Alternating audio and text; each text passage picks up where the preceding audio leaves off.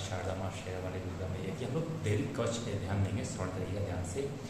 ओम। इस श्री चंडी कवच के ब्रह्मा ऋषि अनुष्टुप छंद चामुंडा देवता अगर न्यास में कहेगी माताएं बीज दिग्बंध देवता तत्व हैं। श्री जगदम्बा की प्रवृत्ति के लिए सप्तशती के पाठांगभूत जप में इसका विनियोग किया जाता है। ओम चंडिका देवी का नमस्कार है। मार्कंडेय जी ने कहा, पितामह जो इस संसार में परम गोपनीय तथा मनुष्यों की सब प्रकार से रक्षा करने वाला है और जो अब तक आपने दूसरे किसी के साथ प्रकट नहीं किया हो, ऐसा कोई साधन मुझे बतलाइए। तो महामंत्र में सप्तशती की कवच को बीज, अर्गला को शक्ति और कीलक को कीलक कहा गया है। इस प्रकार अनेक तंत्रों के अनुसार सप्तशती के पाठ का क्रम अनेक प्रकार का उपलब्ध होता है। ऐसी दशा में अपने देश में पाठ का क्रम जो पूर्व परंपरा से प्रचलित हो उसी का अनुसरण करना अच्छा है।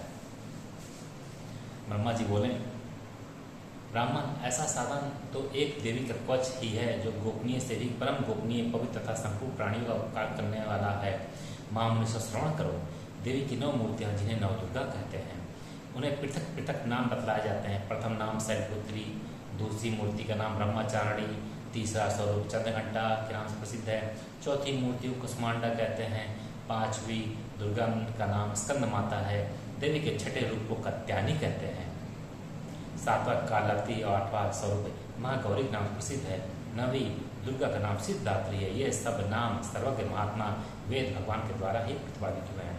जो मनुष्य अग्नि में जल रहा हो, रणभूमि में शत्रुओं से घिर गया हो, विषम संकट में फंस गया हो तथा इस प्रकार भय से आतुर होकर जो भगवती दुर्गा का शरण प्राप्त हो, उनका कभी कोई अमंगल नहीं होता। गिरिराज हिमालय की पुत्री पार्वती देवी, यद्यपि ये सबकी अधीश्वरी हैं, तथापि हिमालय की तपस्या और प्रार्थना से प्रसन्न हो कृपा पूर्वक उनकी पुत्री के रूप में प्रकट हुई, यह बात पुराण में प्रसिद्ध है। यदि सच्चिदानंदमय ब्रह्मा स्वरूप की प्राप्ति कराना जिनका स्वभाव हो वह ब्रह्मचारिणी है।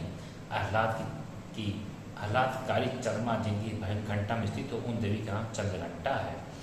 त्रिविधता युक्त संसार जिनके उदर में स्थित है वे भगवती कुष्मांडा कहलाती है।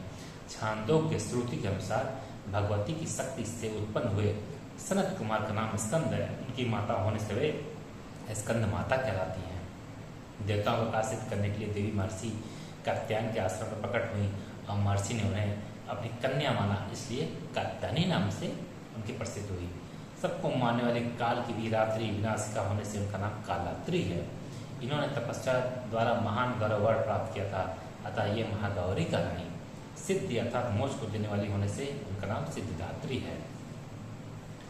युद्ध के समय संकट में पड़ने पर भी उनके ऊपर कोई विपत्ति नहीं दिखाई देती, उन्हें शोक दुख और भय की प्राप्ति नहीं होती है। जिन्होंने भक्तिपूर्वक देवी का स्मरण किया उनका निश्चय ही अभ्युदय होता है। देवेश्वरी जो तुम्हारा चिंतन करते हैं उनकी तुम निसंदेह रक्षा करती हो। चामुंडा देवी प्रेत पर आरूढ़ होती है, वाराही भैंसे पर सवार करती हैं, ऐन्द्री का वाहन ऐरावत आती है, वैष्णवी देवी गरुड़ पर ही आसन जमाती है, माहेश्वरी वृषभ पर आरूढ़ होती है, कौमारी का वाहन मयूर है, भगवान विष्णु की प्रतिमा लक्ष्मी देवी कमल के आसन पर विराजमान है और हाथों में कमल धारण किए हुए हैं। वृषभ पर आरूढ़ ईश्वरी देवी ने श्वेत रूप धारण कर रखा। ब्राह्मणी देवी हंस पर बैठी हुई और सब प्रकार के आभूषणों से भूषित हैं। इस प्रकार ये सभी माताएं सब प्रकार की योग शक्तियों से संपन्न है। उनके सिवा और भी बहुत सी देवियां जो अनेक प्रकार के आभूषण की शोभा से युक्त तथा नाना प्रकार के रत्नों से शोभित हैं। ये संपूर्ण देवियां क्रोध में भरी हुई हैं और भक्तों की रक्षा के लिए रथ पर बैठी दिखाई देती हैं। ये शंख, चक्र, गदा, शक्ति, हल और मुसट, खेटक और तुमर, परशु तथा पास, कुंत और त्रिशूल एवं उत्तम सार्ग, धनुष आदि अस्त्र शस्त्र अपने हाथ में धारण करती है। दैत्यों को शरीर का नाश करना, भक्तों को वरदान देना और देवताओं को कल्याण करना, यही उनके शस्त्र धारण का उद्देश्य है। कवच आरंभ करने के पहले इस प्रकार प्रार्थना करनी चाहिए। महान रौद्र अत्यंत घोर पराक्रम, महान बल और महान उत्साह वाली देवी, तुम महान भय का नाश करने वाले, तुम्हें नमस्कार है दुर्गा माँ। तुम्हारी ओर देखना भी कठिन है, शत्रु का भय बढ़ाने वाली जगदम्बिके मेरी रक्षा करो। पूर्व दिशा में इंद्र शक्ति में रक्षा करो। अग्निकोण में अग्नि शक्ति, दक्षिण दिशा में वाराही तथा नैश्चित कोण में खड्गधारिणी में रक्षा करो। पश्चिम दिशा में वारुणी और वायव्य कोण में मृग पर सवार करने वाली देवी में रक्षा करो। उत्तर दिशा में कौमारी और ईशान कोण में शूलधारिणी देवी रक्षा करो। ब्राह्मणी तुम ऊपर की ओर से मेरी रक्षा करो, वैष्णवी देवी नीचे की ओर से मेरी रक्षा करो। इसी प्रकार 100 को अपना वाहन बनाने वाली चामुंडा देवी 10 दिशाओं में रक्षा करो। जया आगे से और विजया पीछे की ओर से मेरी रक्षा करे। वाम भाग में अजिता और दक्षिण भाग में अपराजिता रक्षा करे। उद्धोती नासिका की रक्षा करे। उमा मेरे मस्तक पर विराजमान होकर रक्षा करे। ललाट में माला भाई रक्षा करे। यशस्विनी देवी मेरी भावों का संरक्षक करे। भावों के मध्य भाग में त्रिनेता और नथनों की यम घंटा देवी रक्षा करे। दोनों नेत्र के मध्य भाग में शंखनी और कानों में द्वारवासिनी रक्षा करे। कालिका देवी कपोलों की तथा भगवती सांकरी कानों के मूल भाग की रक्षा करे। नासिका में सुगंधा और ऊपर के ओठ में चर्चिका देवी रक्षा करे। नीचे के ओठ में अमृत कला तथा जीव में सरस्वती देवी रक्षा करे। कौमारी दांतों की और चंडिका कट प्रदेश की रक्षा करे। चित्रघंटा गले के घाटी की और महामाया तालु में रहकर रक्षा करे। कामाची ठोड़ी की सर्वमंगला मेरी वाणी की रक्षा करे। भद्रकाली ग्रीवा में धनुधरी पृष्ठवंश मेरुदंड में रहकर रक्षा करे। कंठ के बाहरी भाग में नीलग्रीवा और कंठ की नली में नल कुबरी रक्षा करे। दोनों कंधों में खड़गनी और मेरे दोनों भुजाओं की व्रज धारणी रक्षा करे। दोनों हाथों में दंडनी, अंगुलियों में अंबिका रक्षा करे। सुलेश्वरी नखों की रक्षा करे। कुलेश्वरी कुछ ही पेट में रहकर रक्षा करे।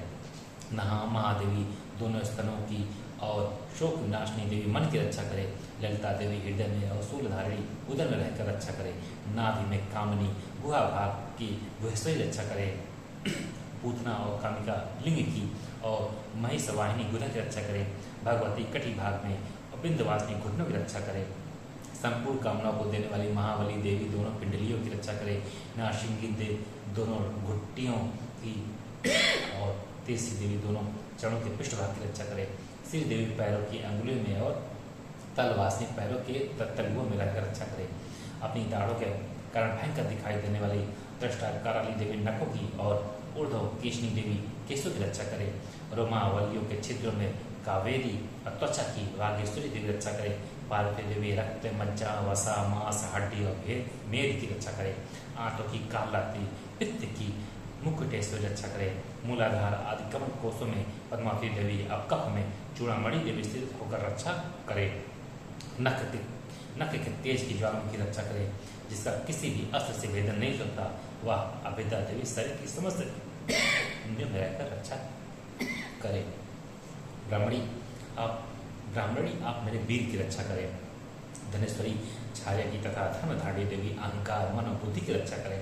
हाथ में वज्र धारण करने वाली वज्र हस्ता देवी मेरे प्राण अपान उपायन उदान समान वायु की रक्षा करें। कल्याण से शोभित होने वाली भगवती कल्याण शोभना मेरे प्राण की रक्षा करें।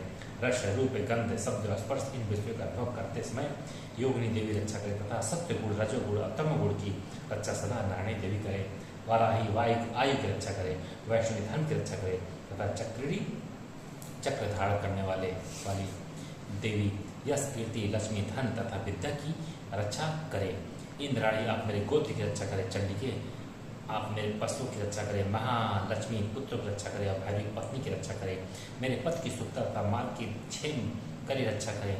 राजा के दरबार में महालक्ष्मी रक्षा करें तथा सब और व्याप्त रहने वाली विजय देवी संपूर्ण भयों से मेरी रक्षा करें। देवी जो स्थान कवच में नहीं कहा गया है जो रक्षा से रहित है वह सब तुम्हारे द्वारा सुरक्षित हो क्योंकि तुम विजयशालिनी और पापनाशिनी हो। यदि अपने शरीर का भला चाहे तो मनुष्य बिना कवच के कहीं एक पग भी न जाए। कवच का पाठ करके ही यात्रा करे। कवच के द्वारा सब ओर से सुरक्षित मनुष्य जहाँ जहाँ भी जाता है वहाँ उसे धन लाभ होता है तथा संपूर्ण कामनाओं को सिद्ध करने वाली विजय की प्राप्ति होती है। वह जिस अभिष्ट वस्तु का चिंतन करता है उसको निश्चय प्राप्त कर लेता है। वह पुरुष इस पृथ्वी पर तुलन रहित महान ऐश्वर्य भागी होता है। कवच के सुरक्षित मनुष्य से निर्भर हो जाता है। युद्ध में उसकी पराजय नहीं होती तथा वह तीनों लोगों में पूजनीय होता है। देवी का यह कवच देवताओं के लिए भी दुर्लभ है। जो प्रतिदिन नियम पूर्वक तीनों संध्याओं के समय श्रद्धा के साथ उसका पाठ करता है उसे देवी कला प्राप्त होती है। वह तीनों लोक में कहीं पराजित नहीं होता। इतना नहीं वह अब मृत्यु से रहित हो 100 से भी अधिक वर्षों तक जीवित रहता है। मकड़ी चेचक और कोढ़ आदि संपूर्ण व्याधियां नष्ट हो जाती है। कनेर भांग अफीम धतुरे आदि का स्थावर विष साप और बिच्छू आदि के काटने से चढ़ा हुआ चक्र विष तथा अहिफेन और तिल के सहयोग आदि से बनने वाला कृत्रिम विष ये सभी प्रकार के विष दूर हो जाते हैं। उनका कोई असर नहीं होता। अकाल मृत्यु अथवा अग्नि जल बिजली एवं सर्प आदि से होने वाली मृत्यु को अपमृत्यु कहते हैं। इस पृथ्वी पर मारण मोहन आदि जितने आविचारिक प्रयोग होते हैं तथा इस प्रकार के जितने मंत्र यंत्र होते हैं वे सब इस कवच को हृदय में धारण कर लेने पर उस मनुष्य को देखते ही नष्ट हो जाते हैं। यही नहीं, पृथ्वी पर विचरने वाले ग्राम देवता, आकाशचारी देव विशेष, जन के संबंध से प्रकट होने वाले गण, उपदेश मात्र सिद्ध होने वाले निम्न कोटि के देवता, अपने जन्म के साथ प्रकट होने वाले देवता, कुल देवता, माला, कंठमाला आदि, टाकनी, शाकनी, अंतरिक्ष में विचरने वाली अत्यंत बलवती भयानक टाकनियाँ, ग्रह, भूत, पिशाच, यक्ष, गंधर्व राक्षस, ब्रह्म राक्षस, बेताल, कुष्मांड और भैरव आदि अनिष्ट कारक देवता भी हृदय में कवच धारण किए रहने पर उस मनुष्य को देखते ही भाग जाते हैं। कवचधारी पुरुष को राजा से सम्मान वृद्धि प्राप्त होती है। यह कवच मनुष्य के तेज की वृद्धि करने वाला और उत्तम है। कवच का पाठ करने वाला पुरुष अपनी कीर्ति से विभूषित भूतल पर अपने सुयश के साथ वृद्धि को प्राप्त होता है। जो पहले कवच का पाठ करके उसके बाद सप्तशती षष्ठी का पाठ करता है, उसकी जब तक वन पर्वत कानूनों से या पृथ्वी टिकी रहती है तब तक यहाँ पुत्र पौत्र आदि संतान प्राप्त नहीं रहती है। फिर देह का अंत होने पर वह पुरुष भगवती महामाया प्रसाद से उस नित्य प्राप्त होता है जो देवताओं के लिए दुर्लभ है। वह सुंदर उद्धार करना और कल्याण स्त्री के साथ आनंद का भागी होता है। जय